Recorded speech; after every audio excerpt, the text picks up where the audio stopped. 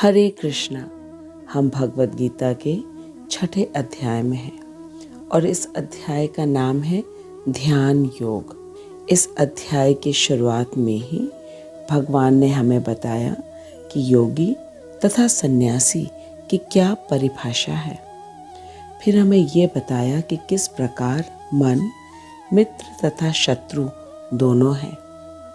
इसके पश्चात भगवान ने ये बताया कि ध्यान योग के अभ्यास के लिए कैसा स्थान, कैसा आसन तथा मन को किस प्रकार संयम में रखना अत्यंत अनिवार्य है। कितना खाना है, कितना सोना है, कितना प्रयास करना है सांसारिक वस्तुओं के लिए।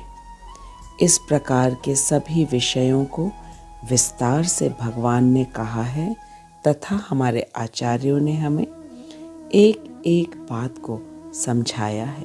हमें ये भी खूब अच्छी तरह समझ में आ गया है कि वर्तमान समाज में योग के नाम पर जो शारीरिक आसन तथा कुछ प्राणायाम के आसनों को जो करवाया जा रहा है वजन घटाने के लिए या निरोग रहने के लिए या बीमारी का इलाज करने के लिए, केवल इनको योग नहीं कहा जाता। योग का अर्थ है भगवान के साथ जुड़ना और इस लक्ष्य को प्राप्त करने के लिए भिन्न भिन्न मार्ग हैं, जैसे कि कर्मयोग, ज्ञान योग, ध्यान योग तथा भक्ति योग। सभी में एक चीज स्पष्ट है और वह है योग ही मुख्य लक्ष्य है और इस लक्ष्य तक पहुंचने के लिए कर्म, ज्ञान, ध्यान तथा भक्ति रूपी साधन है। अब तक कर्म और ज्ञान योग को समझा और अब हम ध्यान योग को समझ रहे हैं। हम ध्यान योग के श्लोक संख्या 19 का अध्ययन करने जा रहे हैं। यदि आपने पिछले श्लोकों का वीडियो नहीं देखा है तो अवश्य देखिएगा ताकि आप स्पष्ट रूप से समझ सके भगवान द्वारा दिए गए एक एक आदेश को। इस श्लोक में हमने देखा कि भगवान ने कहा कि जब योगी योगाभ्यास द्वारा अपने मानसिक कार्यकलापों को वश में कर लेता है और आध्यात्म में स्थिर हो जाता है, अर्थात वह समस्त भौतिक इच्छाओं से रहित हो जाता है, तब वह योग में सुस्थिर कहा जाता है। भगवान ने बहुत ही महत्वपूर्ण बात को कहा है कि जब योगी अपने मानसिक कार्यकलापों को नियंत्रित कर लेता है। भगवान ने ऐसा कहा इसलिए क्योंकि भगवान ने 3 अध्याय में पहले ही कह दिया है कि शरीर को नियंत्रित करना सरल है, लेकिन मन को नियंत्रित करना अत्यंत कठिन है। और जो व्यक्ति बाहरी रूप से अपने आप को नियंत्रित तो कर लेता है, लेकिन मन से विषयों का भोग करता रहता है, वह मिथ्याचारी कहलाता है। इंद्रियाणि संयम्य य आस्ते मनसा स्मरण इंद्रियार्थान विमूढ़ात्मा मिथ्याचारः स उच्यते।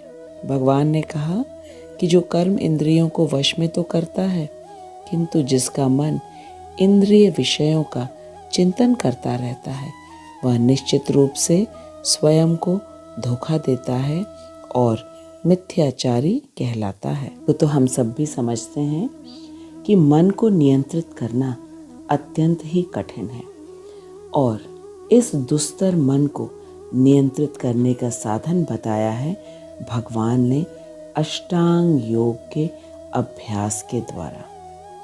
इसी बात को भगवान ने पिछले श्लोक में बताया कि जब योगी योग अभ्यास के द्वारा अपने मानसिक कार्यकलापों को वश में कर लेता है और समस्त भौतिक इच्छाओं से रहित हो जाता है, तब वह योग में सुस्थिर कहलाता है। आज के श्लोक में अर्थात श्लोक संख्या 19 में भगवान ऐसे सुस्थिर योगी को दिए के लौ की उपमा दे रहे हैं जो कि वायु रहित स्थान में बिना हिले डुले जलता है। आइए अब हम मिलकर श्लोक संख्या 19 का वाचन करते हैं। यथा दीपो निवातस्थो न एंगते सोपमा स्मृता योगिनो यत चित्तस्य युञ्जतो योगम आत्मनः। यथा दीपो निवातस्थो न एंगते सोपमा स्मृता योगिनो यत चित्तस्य युञ्जतो योगम आत्मनः। यथा दीपो निवातस्थो न एंगते सोपमा स्मृता योगिनो यत चित्तस्य युञ्जतो योगम आत्मनः। भगवान ने कहा कि जिस प्रकार वायु रहित स्थान में दीपक हिलता डुलता नहीं, उसी तरह जिस योगी का मन वश में होता है वह आत्म तत्व के ध्यान में सदैव ही स्थिर रहता है। आइए अब हम श्रील विश्वनाथ चक्रवर्ती ठाकुर के अन्वय को पढ़ते हैं। श्रील विश्वनाथ चक्रवर्ती ठाकुर की जय, अनंत कोटि वैष्णवों की जय। यथा जिस प्रकार निवासतस्थः वायु रहित स्थान में दीपः न इंगते दीप कंपित नहीं होता है, सा उसी प्रकार आत्मनः आत्म विषयक योगम युञ्जतः योग अभ्यासकारी यत् चित्तस्य योगिनः संयत चित्त योगी की उपमा स्मृता उपमा जाननी चाहिए। श्री विश्वनाथ चक्रवर्ती ठाकुर कह रहे हैं कि जिस प्रकार दीप वायु रहित स्थान में कंपित नहीं होता है, उसी प्रकार आत्म विषयक योग अभ्यासकारी संयत चित्त योगी की उपमा जाननी चाहिए। आज के श्लोक में भगवान ने दीपक के साथ तुलना की है उस व्यक्ति की जो आत्म तत्व के ध्यान में सदैव ही स्थिर रहता है, और उस दीपक के साथ तुलना की है जो वायु रहित स्थान में हिलता डुलता नहीं है। इसका अर्थ है कि उसका मन पूर्ण रूप से वशीभूत है और वह आत्म तत्व में सदैव ही स्थिर रहता है। श्रील विश्वनाथ चक्रवर्ती ठाकुर की जय। आइए अब हम श्रीला प्रभुपाद के तात्पर्य को पढ़ते हैं। श्रीला प्रभुपाद की जय। श्रीला प्रभुपाद कह रहे हैं कि कृष्ण भावना भावित व्यक्ति अपने आराध्य देव के चिंतन में उसी प्रकार अविचलित रहता है जिस प्रकार वायु रहित स्थान में एक दीपक रहता है। प्रभुपाद ने बहुत सुंदर तरीके से कहा है कि एक कृष्ण भावना भावित व्यक्ति अपने आराध्य देव के चिंतन में उसी प्रकार अविचलित रहता है, सदा स्थिर रहता है, जिस प्रकार वायु रहित स्थान में एक दीपक रहता है। अब आइए हम समझते हैं कि एक कृष्ण भावना भावित व्यक्ति कैसे सर्वदा अविचलित रहता है। दूसरे अध्याय के श्लोक संख्या 41 में भगवान ने कहा, व्यवसायात्मिका बुद्धि एकः कुरु नंदन। भगवान ने कहा कि जो कृष्ण भावना भावित होते हैं वे अपने प्रयोजन में दृढ़ रहते हैं और उनका लक्ष्य भी एक ही होता है, और वो लक्ष्य है कृष्ण को प्रसन्न करना। व्यवसायात्मिका बुद्धि एकः कुरु नंदन। अब हमें स्पष्ट रूप से पता चल गया कि जिस व्यक्ति का एकमात्र लक्ष्य है कृष्ण को प्रसन्न करना, वह व्यक्ति व्यवसायात्मिक बुद्धि वाला है, या कहें कि कृष्ण भावना भावित है।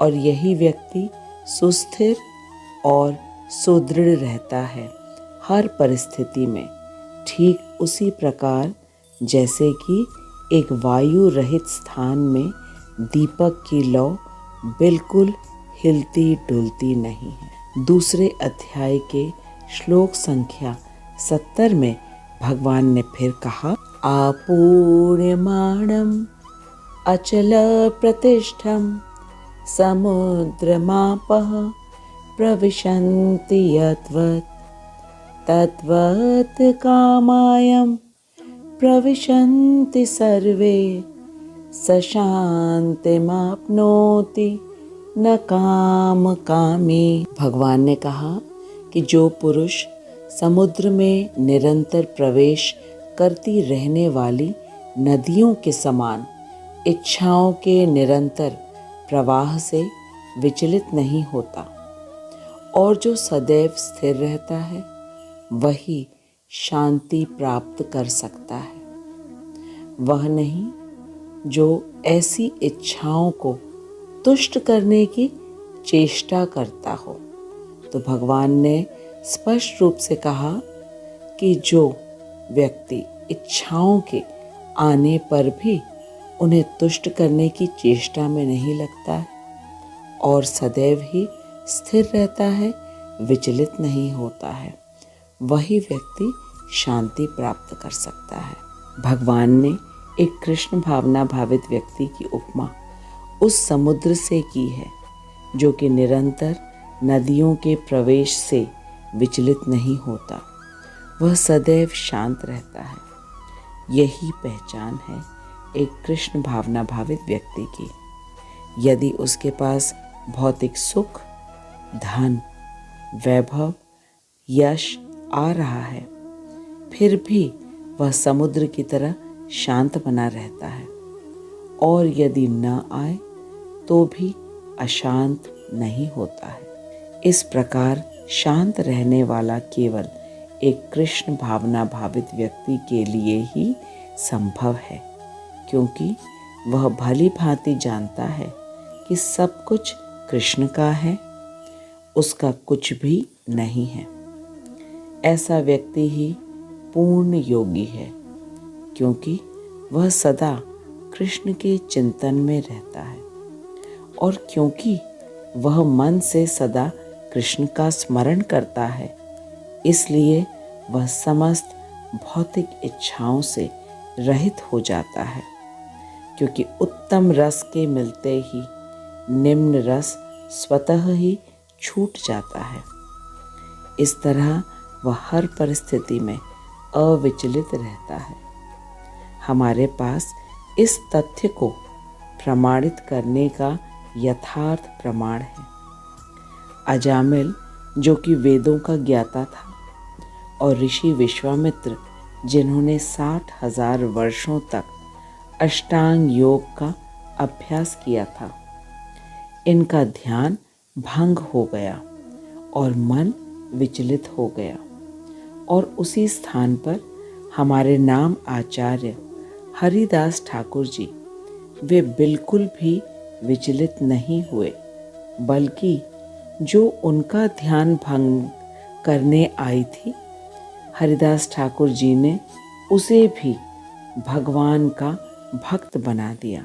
अब हमें स्पष्ट हो गया कि भगवान ने जो आज के श्लोक में एक जलते हुए दिए की उपमा दी है, जो कि वायु रहित स्थान पर है और बिल्कुल भी हिलता डुलता नहीं है, वह पूर्ण रूप से एक कृष्ण भावना भावित व्यक्ति पर ही सही। श्रील प्रभुपाद हमें इस बात को एक व्यवहारिक उदाहरण से समझा रहे हैं। प्रभुपाद कह रहे हैं कि एक राज्य में एक व्यक्ति था जो कि बहुत ही परेशान था।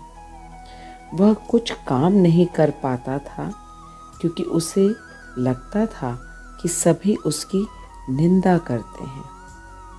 एक दिन वह अत्यंत दुखी और लाचार होकर राजा के पास जाकर अपनी समस्या को बताता है और राजा से प्रार्थना किया कि वे उसकी परेशानी का कोई हल बताएं। राजा ने उससे कहा कि वे कुछ आवश्यक कार्य में व्यस्त हैं, इसलिए जब तक राजा अपना कार्य पूर्ण कर ले तब तक वह एक तेल से भरा कटोरा लेकर महल के 4 चक्कर लगाए।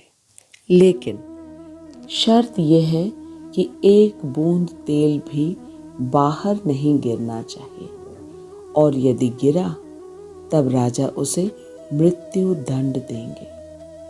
उस व्यक्ति ने सोचा कि मैं बेकार ही राजा के पास अपनी समस्या को लेकर आया। यहाँ आकर तो अब मेरी जान पर बन गई। लेकिन अब वह कुछ नहीं कर सकता था क्योंकि राजा की आज्ञा का अवज्ञा नहीं कर सकता। वह मरता क्या न करता। उसने तेल से लबालब भरे कटोरे को हाथ में लेकर महल के चक्कर लगाना आरंभ किया और बड़ी ही सावधानी पूर्वक 4 चक्कर पूरा करके राजा के पास पहुंच गया। तब राजा ने उससे पूछा कि उसने महल के चक्कर लगाते समय क्या क्या देखा और किसको बात करते हुए सुना। उसने राजा से कहा कि उसने न तो कोई वस्तु देखी और न ही किसी व्यक्ति को देखा, क्योंकि उसका सारा ध्यान तो एकमात्र तेल से भरे पात्र में था। यही तो हमें भी श्रीला प्रभुपाद सिखा रहे हैं कि जब तक एक जीवात्मा कृष्ण भावना भावित नहीं बनेगा तब तक वह कभी भी अपनी इंद्रियों को, मन को और बुद्धि को स्थिर नहीं कर पाएगा। एकमात्र कृष्ण भक्त ही समस्त भौतिक विषयों से अविचलित रहता है। ज्ञानी और ध्यानी ज्ञान तथा ध्यान के बल पर अपनी इंद्रिय, मन तथा बुद्धि को नियंत्रित नहीं कर पाते हैं। हमारे पास अजामिल तथा विश्वामित्र जी का उदाहरण है और इनके अलावा भी हमारे शास्त्रों में अनेक उदाहरण हैं जहाँ ये स्पष्ट है कि कोई भी मनुष्य अपने ज्ञान एवं ध्यान की साधना के बल पर अपनी इंद्रिय, मन और बुद्धि को नियंत्रित नहीं कर पाता है। और उसी परिस्थिति में एक कृष्ण भक्त कैसी भी परिस्थिति क्यों ना हो, वह बिल्कुल शांत रहता है, क्योंकि उसे मालूम है कि कृष्ण उसके सुहृद हैं और सब कुछ कृष्ण की अनुमति से ही हो रहा है और निश्चित रूप से उसके भले के लिए ही हो रहा है, फिर चाहे वो कुछ भी क्यों ना हो रहा हो। इसलिए केवल एक कृष्ण भावना भावित व्यक्ति ही हर परिस्थिति में शांत रहता है। जैसे कि एक बिना हवा वाले स्थान में दीपक की लौ बिल्कुल भी हिलता डुलता नहीं है।